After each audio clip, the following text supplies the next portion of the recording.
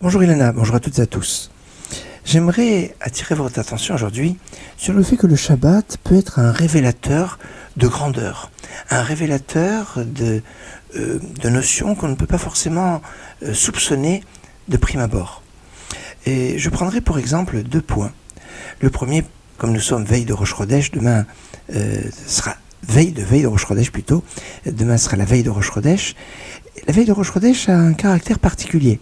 C'est un jour qui, certaines fois, ressemblait à Yom Kippour Katan, un petit Kippour, un jour fort. Mais comment je peux remarquer sa grandeur ? Eh bien, si la veille de Rosh Chodesh tombe Shabbat, il y a une haftara spéciale. C'est bizarre, parce qu'en général, la haftara, elle est soit liée avec la paracha, soit liée avec l'événement, comme si c'est Rosh Chodesh même, ou c'est Hanouka, ou un jour particulier. L'haftara sera spéciale. Sinon, c'est l'haftara de la paracha de la semaine.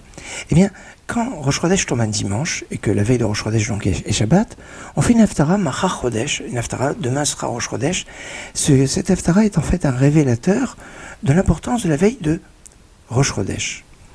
Dans le même esprit, quand le 9 Av tombe un Shabbat, eh bien, on va voir un révélateur. Quand il tombe le Shabbat ou quand il tombe dimanche, ça ne change pas, puisque dans le mode opératoire, on va, dans les 2 cas, jeûner en fait le dimanche.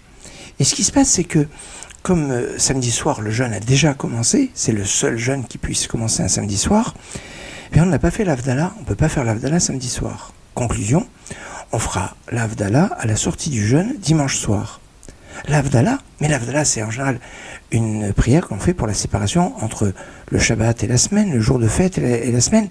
Mieux encore, quand on sort d'un jour de Yom Tov, un jour de fête, pour aller dans la semaine, eh bien, la Havdalah se résume à la bénédiction sur le vin et la bénédiction de séparation entre le saint et le profane. C'est exactement cette même Havdalah, dans le même le Hagefen et la Hamavdil, la bracha sur le vin et sur la séparation, c'est exactement la même que l'on fera à la sortie de Tisha B'Av, parce qu'on n'aura pas pu le faire samedi soir, et que quand on fait l'Havdalah, même qui est lié avec le Shabbat, mais qui n'est pas le samedi soir, il n'y a pas la prière sur le feu, ni la prière sur les herbes odoriférantes. Et donc, il va y avoir comme une sorte de révélateur que le jour du 9 Av, bien que ce n'est pas un jour qui soit un jour chômé, il va y avoir une Havdalah à sa sortie, à cause du Shabbat. Mais une Havdalah qui ressemble à un jour de fête. Voilà, peut-être l'un des sens où on nous dit que le jour du 9 Av est appelé Mo'ed. Kara alay Mo'ed Ishbor Bachurai. C'est appelé un jour de fête. D'ailleurs, c'est un jour où on ne fait pas de tachanonim, il n'y a pas de supplication. Remarquable cet aspect. Et cela est révélé grâce au fait que la veille du 9 Av, ou le jour du 9 Av, tombe à Shabbat. Excellente journée.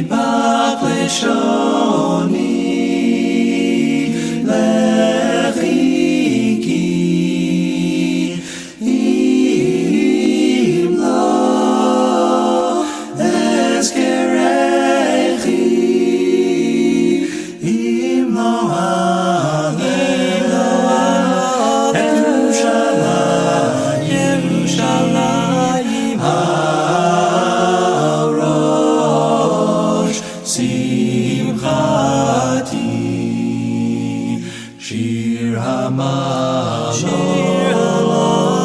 Beshuv Hashem Et Shivat Zion Hayinu Kecholmim Az Yimaleh Tzopinu